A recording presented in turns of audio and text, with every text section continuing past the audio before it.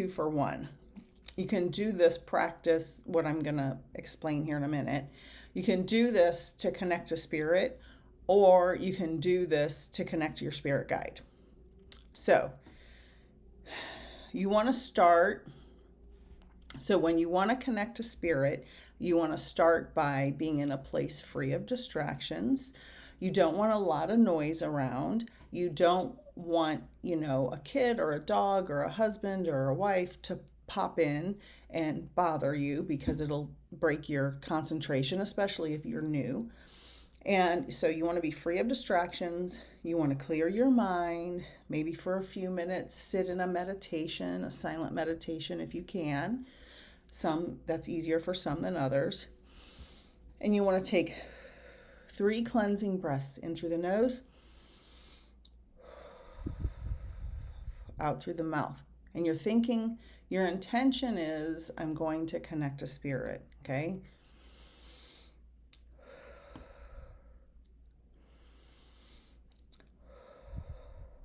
So once you've had your cleansing breaths, it really kind of resets your system and relaxes your body, because you've brought a whole bunch of new oxygen to your brain, and your brain needs that oxygen and feels a little bit refreshed when you do that. So 3 deep breaths in through the nose and out through the mouth. And then you want to imagine lifting your awareness in your mind. You can close your eyes or leave them open, whatever works for you. But you want to imagine lifting your awareness, lifting your consciousness up to another realm, or to the spirit world, however you define it, however you understand it. So we've gotten free of distractions. We've taken some quiet time, 3 cleansing breaths, and now we're concentrating on lifting our awareness with our intention to connect to spirit or find our spirit guide, whichever one you're doing at the time. It kind of all works the same. So we're lifting up our awareness, and we're going to expand our awareness. So sometimes when I practice this, I imagine a big bubble reaching out to envelop either the spirits I want to contact if I'm doing a reading, or to find my guides if I want to lead someone through finding their guides. So you're imagining this big bubble of your consciousness, and it's going to it'll contact or envelop the edge of another consciousness. Sometimes you can visualize bringing your guide or your loved one in spirit close to you. So this can be for giving a reading to a client or a customer, or a friend who wants to talk to their mom in spirit, or whoever they want to talk to, or your guide. So you're expanding the bubble, you're asking your guide or the person's loved one or your loved one to come close to you, and you're just feeling their consciousness. As soon as you put out that intention and thought to connect, they will come closer to you. It takes practice. Most people won't do this perfectly the first time. It might take 10 times, it might take 3 times, it might take 100 times. But you have to make a practice of this if you really want to connect.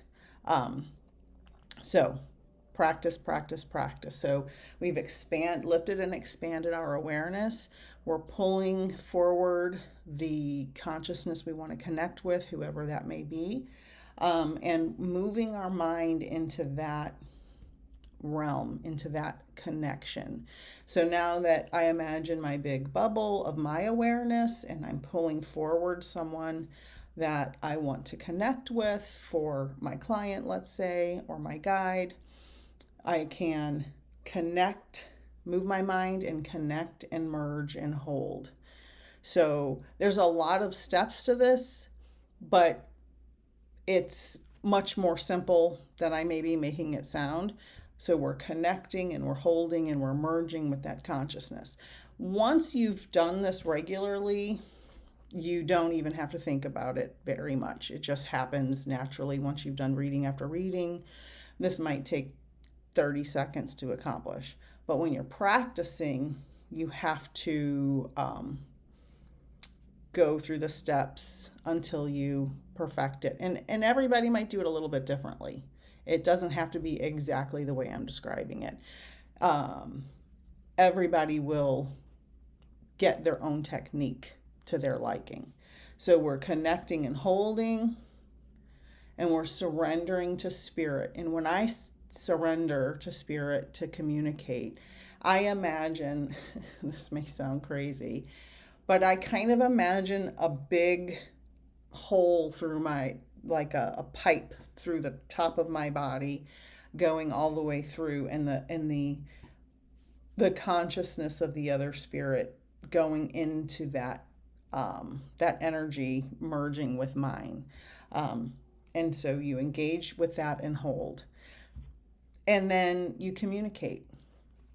So you are getting in a quiet space, having a few moments of quiet to yourself, having some deep breaths, lifting and expanding your awareness with an intention to do good work or to connect with whoever you're connecting with. Moving your mind, connecting, merging, and holding with that spirit, and surrendering and engaging and holding.